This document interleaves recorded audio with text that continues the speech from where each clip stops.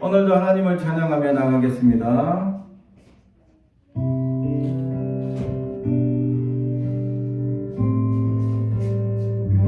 주를 위한 이곳에 하나님의 역사가 임하기를 주님의 이름으로 축복합니다. 주를 위한 이곳에 예배하는 자들 중에 그가 찾으니 없어 주님께서 슬퍼하시네.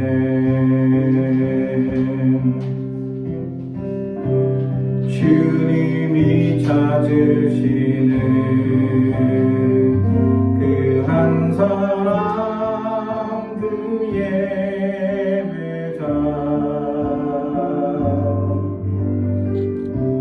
내가 그 사람 되기 간절히 주께 예배하네. 주 은혜로 이곳에 서 있네. 주 임재에 엎드려 절하네. 그 어느 것도 날 필요 없네. 주님만 경배해. 주 은혜로 이곳에 서 있네. 주 임재에 엎드려 절하네. 그 어느 것도 날 필요 없네. 주님만 경배해.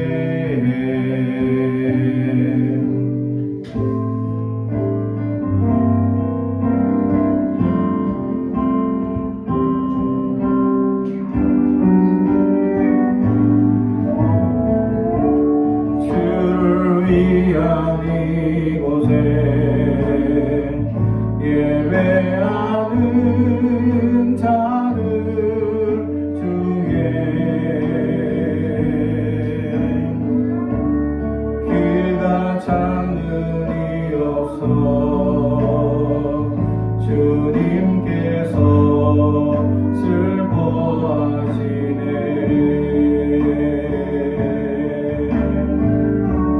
주님이 찾으시는 그 한 사람 그 예배자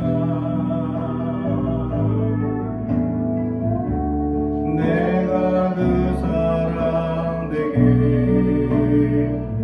간절히 주께 예배하네.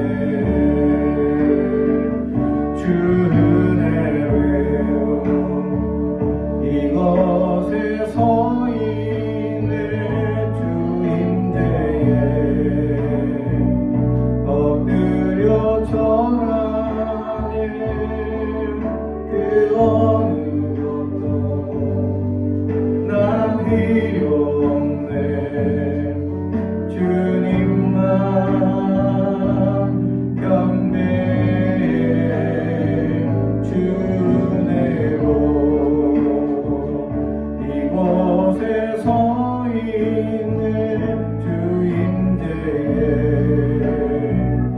엎드려 절하네. 그 어느 것도 난 필요 없네. 주님만 경배해. 주 은혜로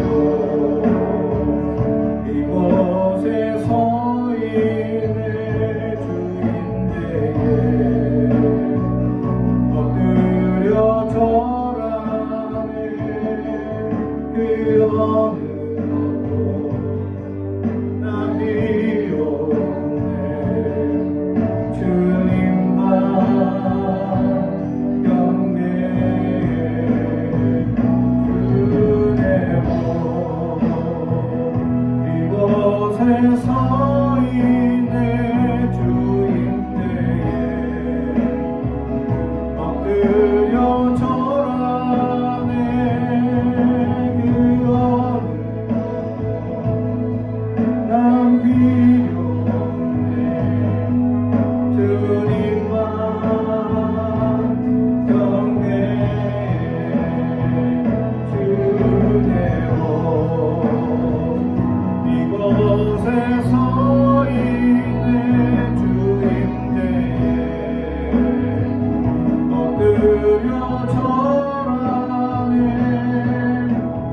어느 난 필요 없네 주님만 경배해 주네로 이곳에 서 있네 주님네에 엎드려 절하네 그 어느 난 필요 없네 주님만 경배해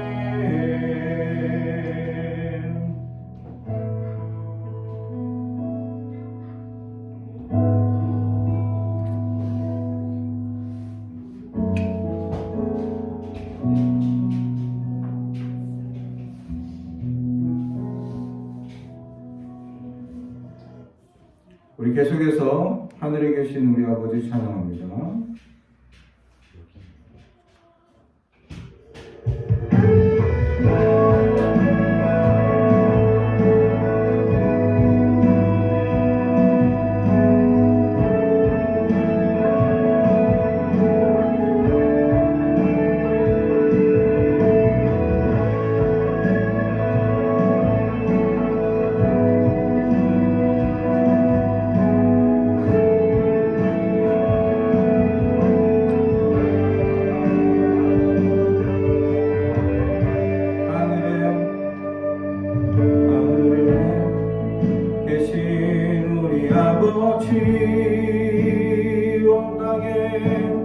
온 땅에 가득한 그 사랑 내 영혼이 기뻐합니다 내 영혼이 찬양합니다 하늘에 계신 우리 아버지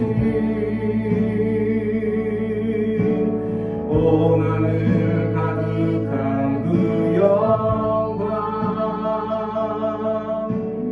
내 영혼이 노래합니다 내 영혼이 경배합니다 영광과 존귀와 능력이 우리 하나님께 영원무궁히 주의 나라와 권세와 영광이 우리 아버지께 영원히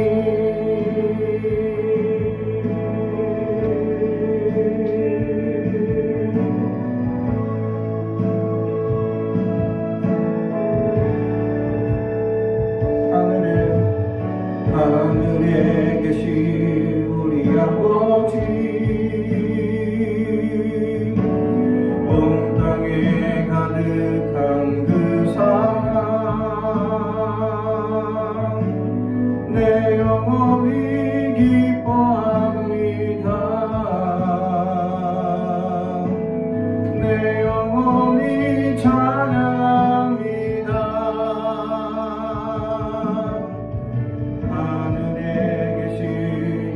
아버지 온 하늘 가득한 그 영광 내 영혼이 노래합니다 내 영혼이 경배합니다 모든 영광과 존귀와 능력이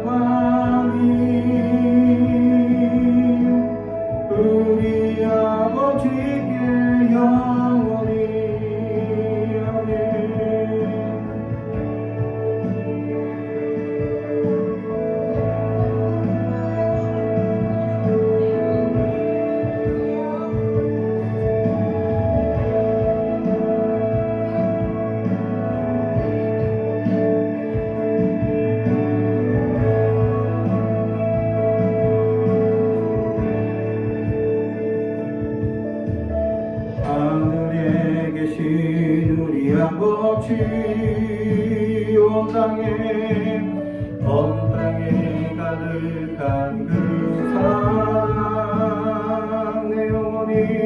내 영혼이 기뻐합니다. 내 영혼이 찬양합니다. 하늘에 계신 우리 아버지, 온 하늘 가득한 그 사랑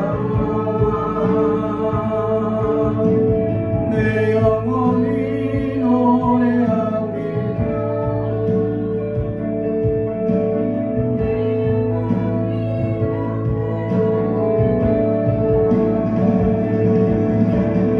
하늘에 계신 우리 아버지, 온 땅에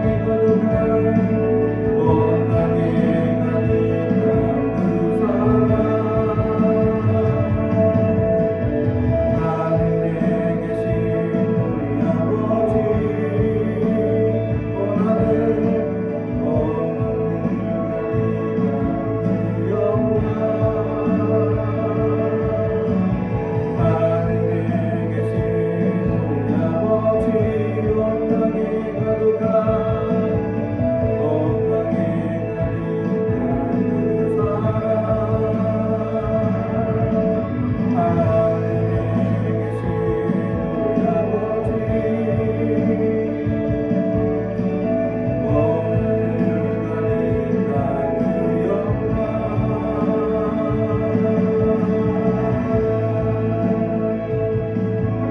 이 시간 기도함으로 하나님께 나갑니다. 하나님의 놀라운 은혜와 역사가 오늘도 임하여 달라고 간절한 마음으로 기도하겠습니다.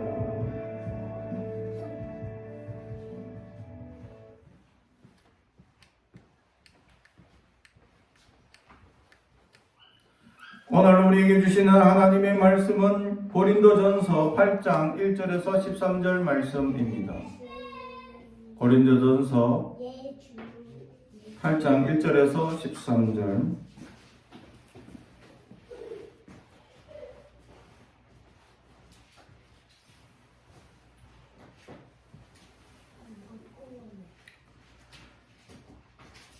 하나님의 말씀을 봉독하겠습니다. 하나님의 말씀을 경청해 주시기 바랍니다. 음식은 우리를 하나님 앞에 내세우지 못하나니 우리가 먹지 않는다고 해서 더 못 사는 것도 아니고 먹는다고 해서 더 잘 사는 것도 아니니라. 그런 정도의 자유가 믿음이 약한 자들에게 걸려 넘어지게 하는 것이 되지 않도록 조심하라. 지식이 있는 내가 우상의 집에 앉아 먹는 것을 누구든지 보면 그 믿음이 약한 자들의 양심이 담력을 얻어 우상의 제물을 먹게 되지 않겠느냐. 그러면 내 지식으로 그 믿음이 약한 자가 멸망하나니 그는 그리스도께서 위하여 죽으신 형제라. 이같이 너희가 형제에게 죄를 지어 그 약한 양심을 상하게 하는 것이 곧 그리스도에게 죄를 짓는 것이라. 그러므로 만일 그 음식이 내 형제를 실족하게 한다면 나는 영원히 고기를 먹지 아니하여 내 형제를 실족하지 않게 하리라. 아멘. 우리 가슴에 손을 얹고 축복의 언어합니다. 나는 하나님의 사람입니다. 축복의 사람입니다. 우리 가정은 영혼이 잘된 같이 범사가 잘되고 강건하여지는 가정입니다. 우리 교회는 번성하고 창대하게 되며 하나님의 언약이 이루어지는 교회입니다. 아멘. 오늘 말씀의 제목은 지식과 사랑이라는 제목의 말씀으로 은혜를 나누고자 합니다. 많은 사람들이 현대에 살아가면서 수많은 정보의 사회 속에서 지식들이 점점 쌓여져 가고 있습니다. 그러나 그 지식의 면모를 보게 되면 참으로 사람들이 너무 이기적인 모습을 보게 된다는 것이죠. 왜냐하면 그 지식을 이용해서 자기에게 활용한다면 로맨스로 활용하고 남에게 잣대로 평가한다면 아주 엄한 잣대로 평가하기 때문이죠. 그래서 이것을 적절한 균형을 유지한다는 것이 쉽지 않은 것이죠. 세상에는 천재들이 많이 있습니다. 정말 많은 종류의 언어적 천재, 또 숫자에 관하여 천재들이 있습니다. 실제로 서울대 학생들에게 가볍게 수학 문제 몇 개 물어보면 정말 가볍게 대답을 합니다. 정말 똑똑하다 할 수 있죠. 세상에 많은 지도자들, 똑똑한 사람들이 있습니다. 하지만 그 똑똑하고 유능한 사람들에게 이것이 빠진다면 그들은 아주 위험한 존재가 될 수 있다고 어느 심리학자는 얘기합니다. 대부분의 그 심리학자가 얘기하는 대부분의 아주 위험한 사람들, 일명 사이코패스, 에 준하는 사람들의 성향이 어떠냐? 굉장히 엘리트적 성격을 가지고 있다는 겁니다. 그러면 똑똑하고 그래서 잘난 체하고 좋다는 겁니다. 거기까지는 괜찮아요. 하지만 무서운 게 뭐냐? 그들에게 없는 것이 몇 가지 있다는 겁니다. 공감관이라는 거죠. 다른 사람의 이야기를 이해하고 받아들이는 자세가 없다는 겁니다. 그래서 그들은 다른 사람의 환경이나 이런 것들을 관심이 없습니다. 더욱이 그들은 그들과 소통을 거부합니다.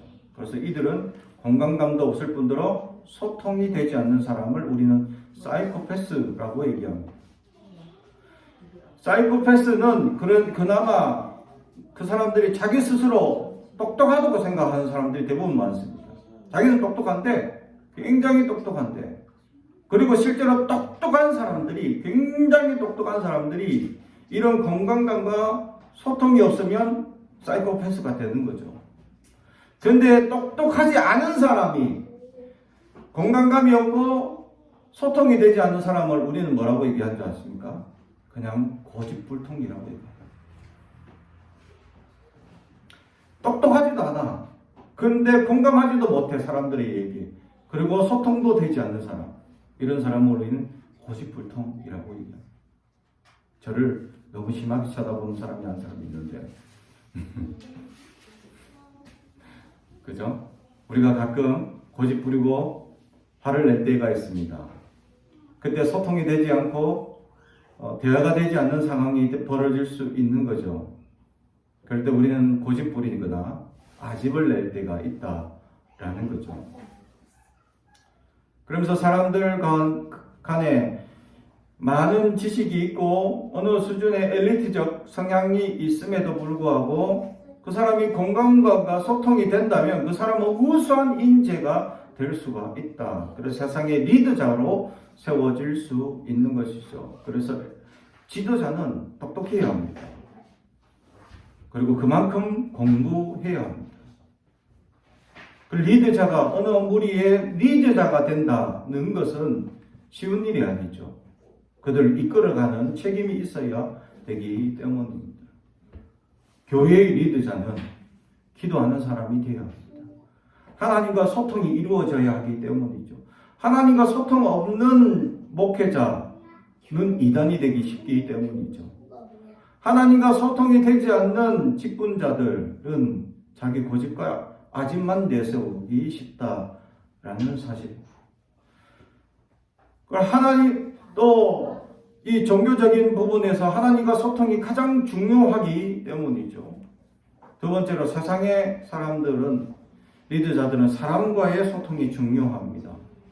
사람과 소통이 되지 않는다면 자기가 가지고 있는 지식과 자기가 알고 있는 또 자기의 모든 이런 경험 또 지식이 아무런 소용이 없기 때문입니다. 자기만의 고집, 아집이 될 수도 있다라는 사실이죠. 소통이 되지 않으면 아무런 소용이 없기 때문입니다.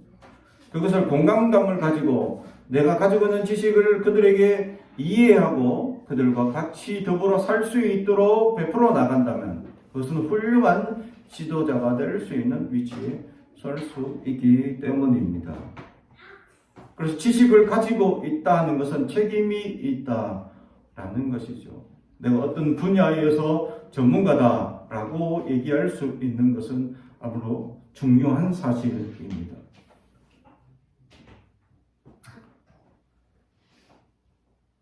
자연계에 있어서 동물학자 중에서 유명한 한 분이 계십니다. 침팬지를 연구했던 제인 구달이라는 박사이죠.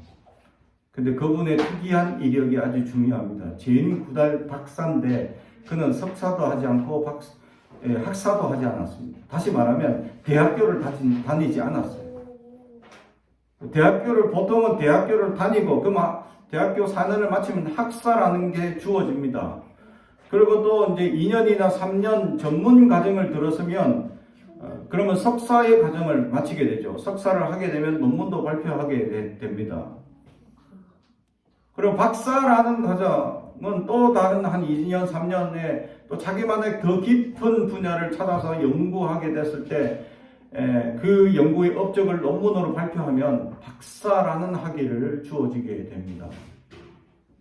근데 제인 구달은 학사가 없고 석사가 없는데 박사입니다. 이게 아주 특이한 케이스이기도 하죠. 왜냐하면 그는 침팬지와 거의 아프리카에서 20년 동안 살았기 때문에 침팬지를 연구하는데 전 생애를 통틀어서 그냥 함께 살면서 연구를 한 겁니다. 그 침팬지의 연구의 결과로 인해 가지고 우리가 수많은 동물에 관한 지식이 깨어진 것들이 너무 많습니다. 동물들에게 감정이 있느냐라는 문제, 과거에는 감정이 없다는 겁니다. 그런데 제인 구달 박사가 감정이 있다라는 것이 발견하게 되죠. 그리고 이 동물에게 또 제인 구달 박사 이전에는 동물에게는 소통이라는 것은 단순한 그냥 소리내는 이야기일 뿐이다라고 했지만 제인 구달 박사는 그 대화라는 것이 있다는 거죠. 그리고 이 문화라는 것은 인류만이 가지는 유일한 특권이었는데 제인 구달 박사가 보니까 문화, 그 침팬지 안에도 문화라는 것이 존재한다. 그래서 동물 안에도 문화가 있더라라는 것을 발표하게 되죠. 이것은 제인 구달 박사가 연구한 결과에 동물학계에서 엄청난 개혁이 이루어진 보고였고 발표였습니다. 많은 동물학자들이 그것을 이해하지 못하고 그것을 받아들이지 못할 정도의 아주 충격적인 사실이었습니다. 그러나 그를 가르쳤던 스승은 그를 적극적으로 지지해 주었고 그 발표가 동물학계에 엄청난 영향력을 끼치고 지금은 어느 누구도 그것에 대해서 부정하지 못하는 사실이 되었습니다. 그래서 그에게 학사도 안 하고 석사도 안 했는데 그냥 박사로 바로 캠브리지 대학에서 그를 학위를 주게 됩니다. 그는 침팬지에 관한 한 어느 누구보다 확실한 박사라는 사실을 그 대학교가 인정해 주었다라는 사실이죠. 우리나라 같으면 그러지 못합니다. 학벌 위주의 사회에서는 절대로 그런 일이 이루어질 수 없죠. 어떻게 학사도 안 하고 어떻게 석사도 안 했는데 박사를 바로 지어줄 수 있느냐. 그런 경우 있긴 합니다. 명예라는 단어를 그런 경우에는 붙이죠. 앞에 진짜 박사라고 하진 않고 명예 박사라고 명예라는 말을 붙입니다. 그럼 그 분야에 있어서 전문성이 있다라는 것을 인정해 주는 것이죠. 그러나 그 분야에 있어서 내가 최선을 다하고 지식이 있다라는 것, 대단한 업적을 이루었기 때문에 사람들이 인정해 주는 것, 중요한 사실입니다. 그러나 그 지식이 있는 것이 중요한 것이 아니고 이 지식을 가지고 많은 사람들이 공감할 수 있도록 소통할 수 있도록 그것을 알려주는 것 또한 중요하다라는 것이죠. 사실 제인 구달 박사가 10년 동안 침팬지를 연구하여 많은 업적을 가졌는데 그걸 발표하지 않으니 아무도 인정하지 않는 겁니다. 그리고 그는 학사나 석사 과정을 거쳤지 않았으니까 사람들에게 이걸 글로 써서 이렇게 보여주니까 사람들이 그걸 굉장히 무시하는 겁니다. 왜냐하면 언어적 수준이 박사의 수준이 아니었기 때문이죠. 박사는 학문적인 단어나 좀 이렇게 그런 고차원적인 언어들을 구사해야 되는데 아주 그냥 고등학교 졸업하고부터 그냥 어느 박사 밑에서 조교로 침팬지 분야를 한번 연구해봐라 했더니 너무 재밌어서 평생을 그냥 바쳐서 그냥 그렇게 연구했던 것 뿐인데, 그것이 엄청난 모든 것을 하나부터 열까지 그 박사님이 가르쳐 준 대로 다 기록하고 연구하고 사실을 밝혀낸 그런 것이 새롭고 놀라운 이야기였지만, 소통이 되지 않고 사람들이 공감해 주지 않으면 그것은 아무런 소용이 없는 지식일 뿐이었다라는 거죠. 그런데 그를 가르쳤던 스승께서 그를 잘 지도하고 언어적 구사를 잘 할 수 있도록 여러 단어들을 가르쳐주고 지도한 덕분에 그가 그 대학의 박사학위 논문으로 인정받아 박사를 바로 받을 수 있는 놀라운 역사를 가지게 되었다라는 사실이죠. 그리고 제인 고달 박사는 지금 현재 무슨 일을 하느냐, 이렇게 침팬지를 연구하다 보니까 아주 심각한 문제를 겪게 됩니다. 왜냐하면 사람들이 점점 이 침팬지들이 사는 영역들을 침범해 와서 침팬지들이 점점 밀려나는 문제에 대해서 환경 오염 이런 것에 대해서 아주 심각한 고민을 하게 됩니다. 그래서 지금은 환경운동가로 활동하게 된다라는 것입니다. 서울대를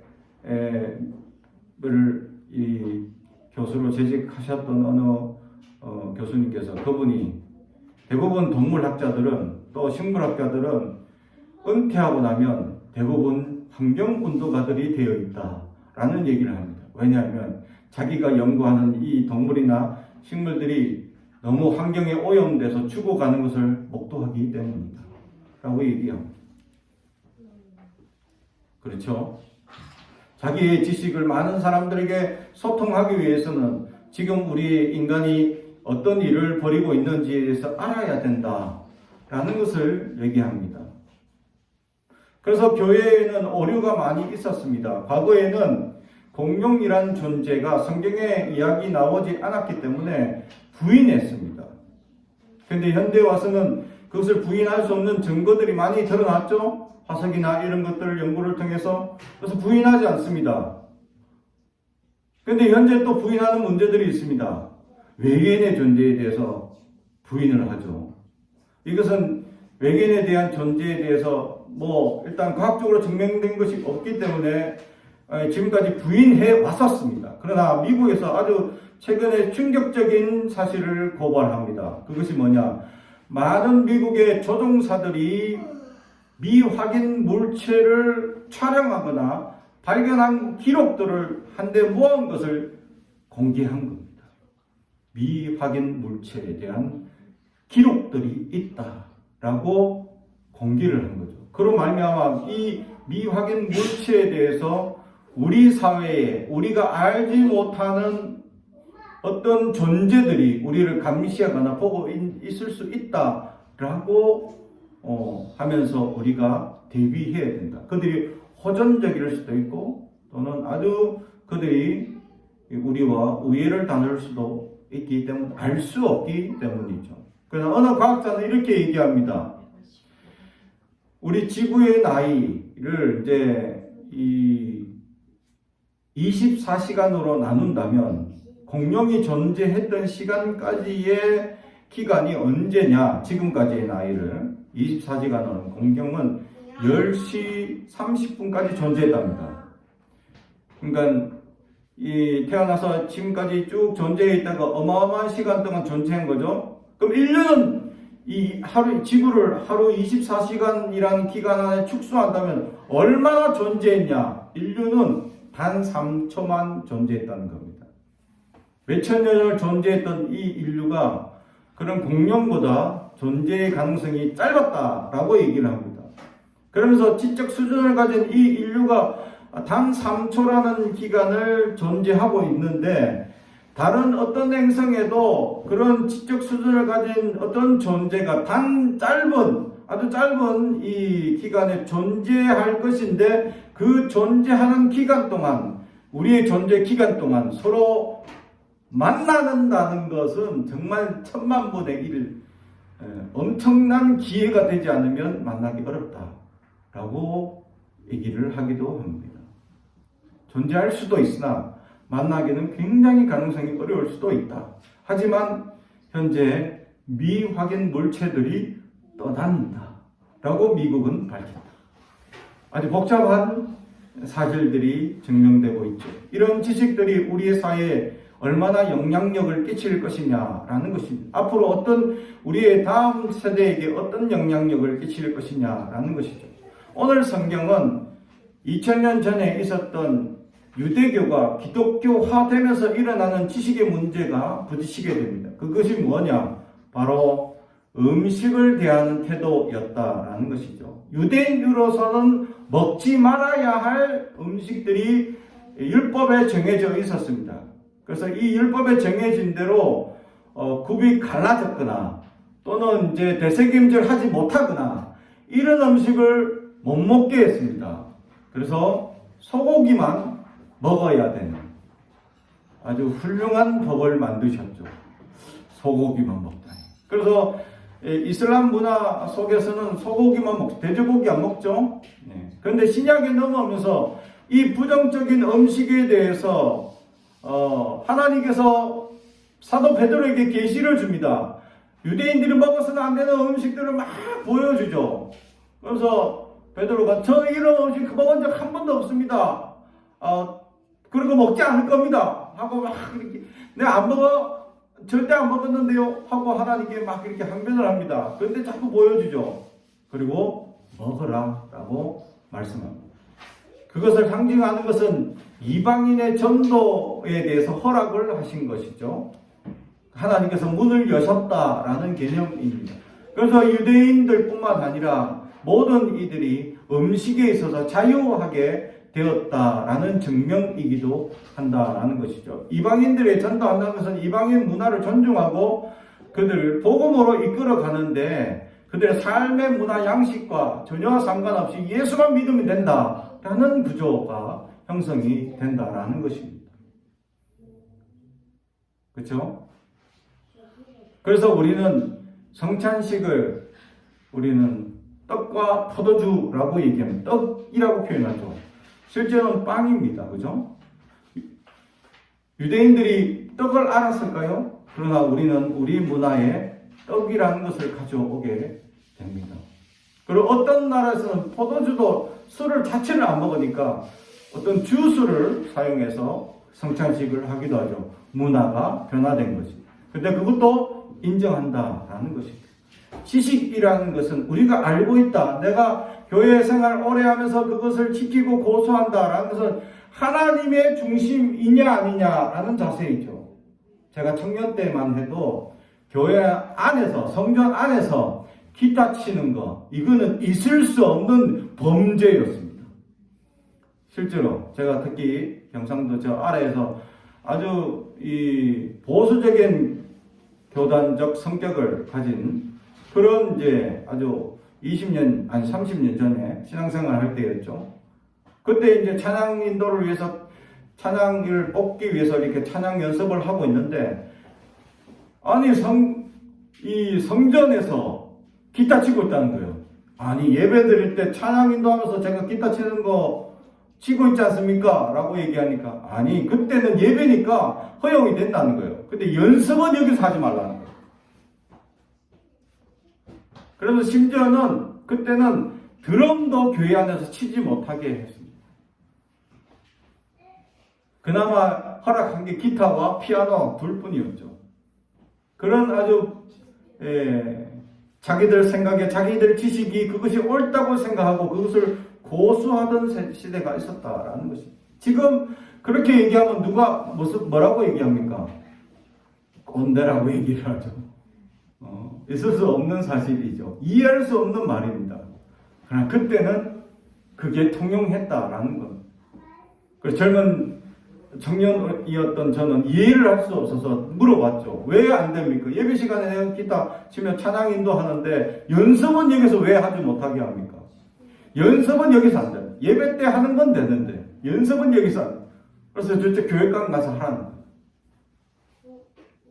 이거 피아노가 여기 있고 우리가 여기 마이크도 있고 여기 세워서 이거 연습을 여기서 해야지 세팅을 다 해서 여기서 해야지 나중에 예배 때 할 수 있지 않습니까? 안 된대.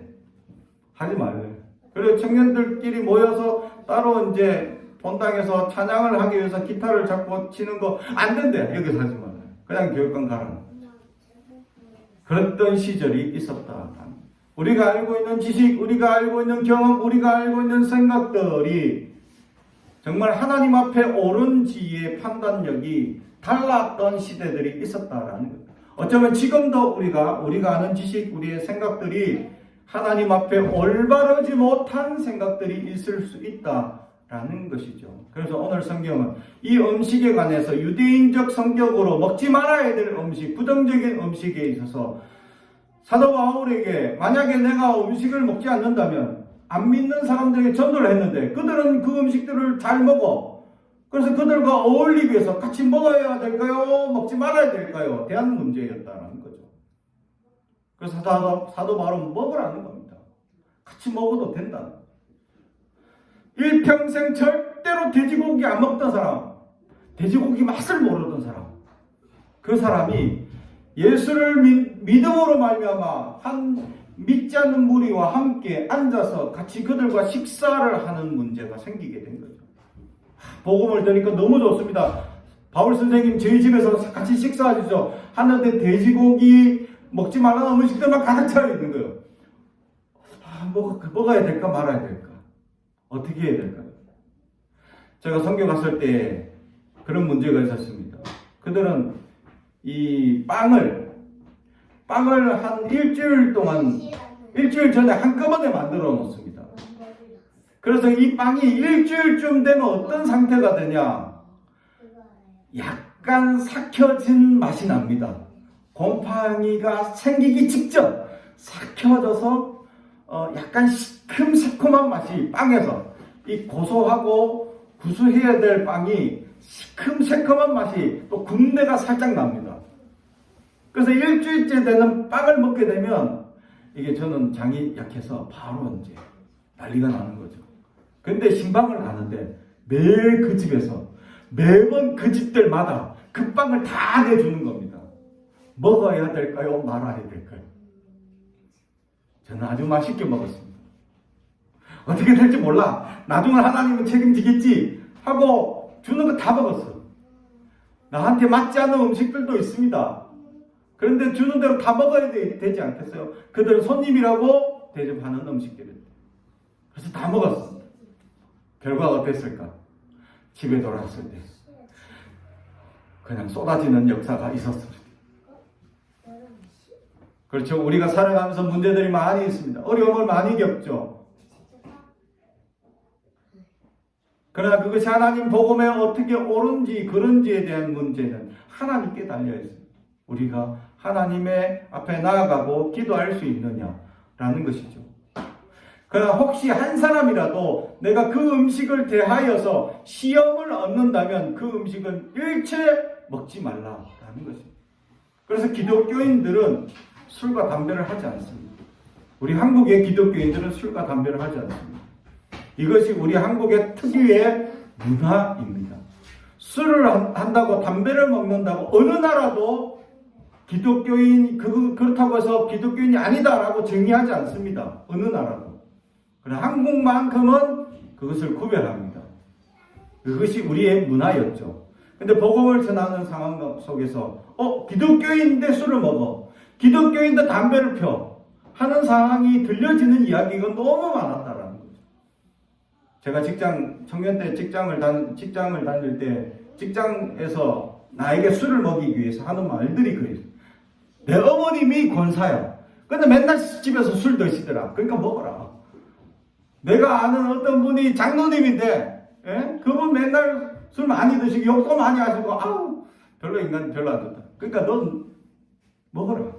하고 저를 먹이기 위해서 자꾸 유혹하는 거예요. 먹어도 된다. 라는 합리화예요. 근데 저는 절대 먹지 않았어요. 왠지 아집이 생기고 고집이 생기더라고요. 먹어라 하면 왠지 더 먹기 싫죠. 그래서 더 안 먹었다. 절대 안 먹었습니다. 그래서 그들에게 내가 안 먹는다라는 것을 보여준 거죠. 그러나 저와 같이 입사했던 다른 동기들 중에 교회를 다니는 친구들이 있는데 그 친구들은 더 잘 마셨어. 저 친구도 마시고 너 교회 다닌다며. 같은 교회 다녔던 친구도 있었어요. 그 친구도 술을 막 마시, 더 잘 마시. 그래서 다른 팀들은 다 마시는데 나만 안 먹으니까 더 왕따가 되는 듯한. 그럼에도 불구하고 나는 구별하고 안 먹었어요. 그런 시험이나 환경이 주어질 수 있을 때 우리는 어떻게 행동해야 되냐? 하나님의 잣대에 맞춰서 하나님의 뜻에 합당한 대로 살아갈 수 있어야 한다. 모든 것이 가하나 모든 것이 유익하지 않기 때문입니다. 사랑하는 성도 여러분, 우리가 알고 있는 지식, 모든 것이 유익하지 않고 모든 것이 우리에게 도움이 되지 않을 수 있다. 그렇다면 어떤 자세로 우리가 행해야 하나님의 은혜를 우리가 진정으로 보일 수 있느냐라는 것에 대해서 오늘 성경은 우리에게 말씀해 주고 있다라는 것이죠. 그것이 바로 사랑의 자세라는 것을 오늘 성경은 우리에게 말씀해 주고 있습니다. 11절, 그러면 내 지식으로 그 믿음이 약한 자가 멸망하나니 그는 그리스도를 위하여 죽으신 형제라. 이같이 너희가 형제에게 죄를 지어 그 약한 양심을 상하게 하는 것이 곧 그리스도에게 죄를 짓는 것이니라. 아멘. 그래서 우리는 그 형제를 사랑하는 마음으로 우리가 살피며 행동해야 한다라는 것이죠. 그래서 어떤 경우는 가할 수도 있고 어떤 경우에는 가하지 않을 수도 있다라는 사실입니다. 우리는 어떻게 그 잣대를 가지며 살아가야 하느냐? 이것이 과연 사랑으로 그들에게 덕이 되느냐를 살필 필요가 있다는 거죠. 저 그리스도인들은 나를 위해 살아가는 존재가 아니라 이타적인 삶을 살아야 한다라는 것입니다.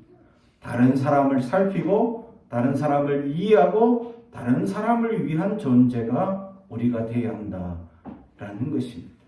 예수님은 완전한 이타적인 삶을 사셨습니다.